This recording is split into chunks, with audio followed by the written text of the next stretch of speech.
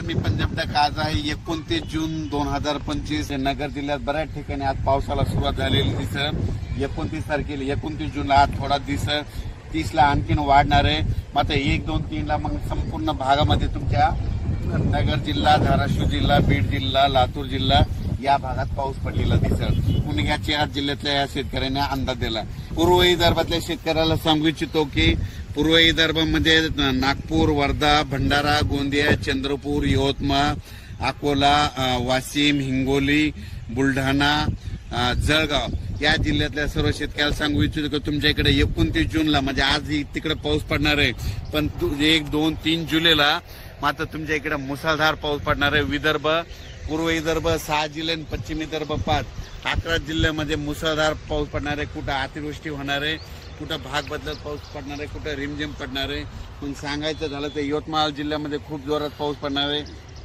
चंद्रपूरकर देखील खूप पडणार आहे, नागपूरकडे देखील खूप पडणार आहे, अमरावतीकडे जोरात पडणार आहे, अकोल्याकडे जोरात पडणार आहे, वाशिम जिल्हा जोरात राहणार आहे, हिंगोलीकडे राहणार आहे, त्याच्यानंतर अकोला, बुलढाणा जास्त राहणार आहे, जळगाव जामोद घाटाच्या खाली जास्त राहणार आहे, जळगावला जास्त राहणार आहे.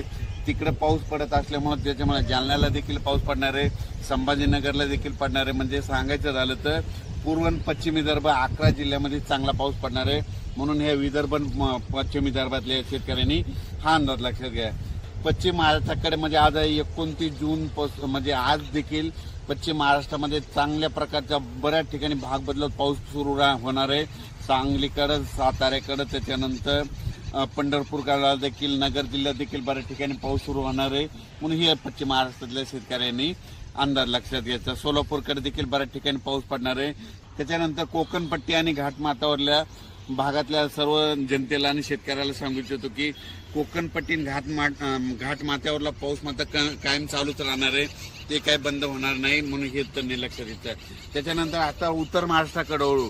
उत्तर महाराष्ट्राकडे सांगायचं झालं तर नाशिक जिल्ह्याकडे जोरदार पाऊस सुरू राहणार आहे, त्यांचा पाऊस काही बंद होणार नाही. म्हणून हा अंदाज त्यांनी लक्षात घ्यायचा. धुळे, नंदुरबार, जळगाव या 40गाव, पारोळा या ठिकाणी देखील ह्यामध्ये 29 आजपासून 29 जून पासून तर 3 जुलैपर्यंत जोराचा पाऊस राहणार आहे. म्हणून हे अंदाज लक्षात घ्यायचा.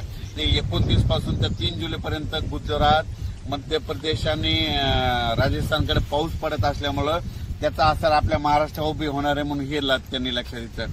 पण राज्यात याच्यानंतर तुम्हाला सांगू इच्छितो की 5 जुलै, 6 जुलै आणि 7 जुलै दरम्यान परत राज्यामध्ये पाऊस भाग बदलत येणार आहे. म्हणून हे लक्षात घ्यायचं.